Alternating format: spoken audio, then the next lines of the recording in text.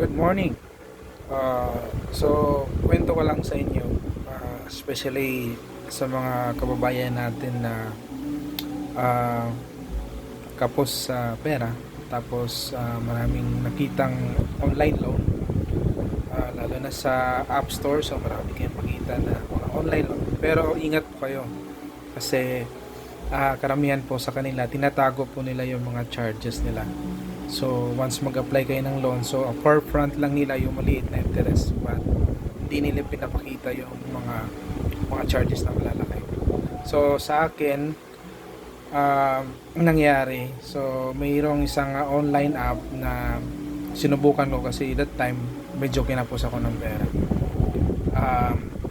Nag-loan ako ng 15k o 16k rather, tapos ang binigay lang sa akin is 10k.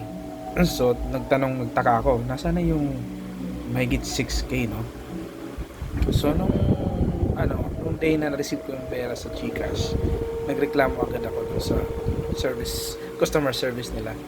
At yun, sinasabi nga nila nga before ako mag-accept ng loan, dapat nakalagay daw dun, pero wala po. Hindi po siya nakalagay lang po yung 920 na interest nila, kaya nainganyo ako mag-accept ng loan nila.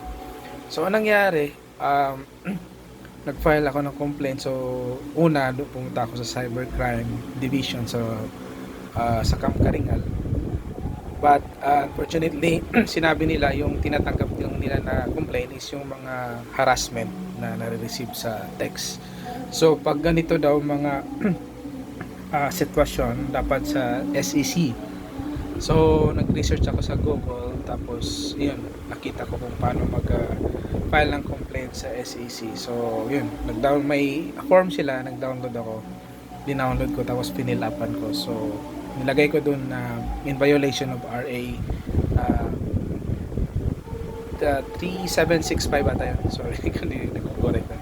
So yan, tapos yan, parang yung RA na yun is dapat i-divulge na mga lending companies yung mga interest rates, tapos hindi dapat nila itago yun.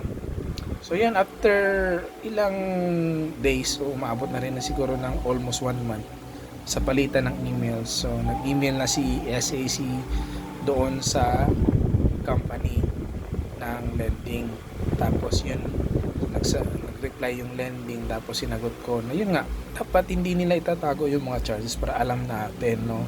So mahirap naman pag di natin alam, tapos nainganyo lang tayo sa maliit na interest sa app nila na nakikita.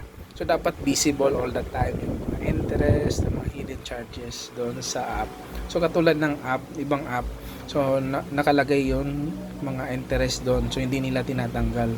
So yun ang advice ko sa inyo, mag-ingat, tapos pusisiin mabuti, mag-read ng magbasa ng mga reviews tungkol sa mga loan app.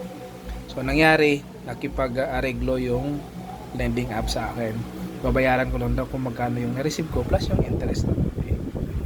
So nakasave pa ako ng 6k.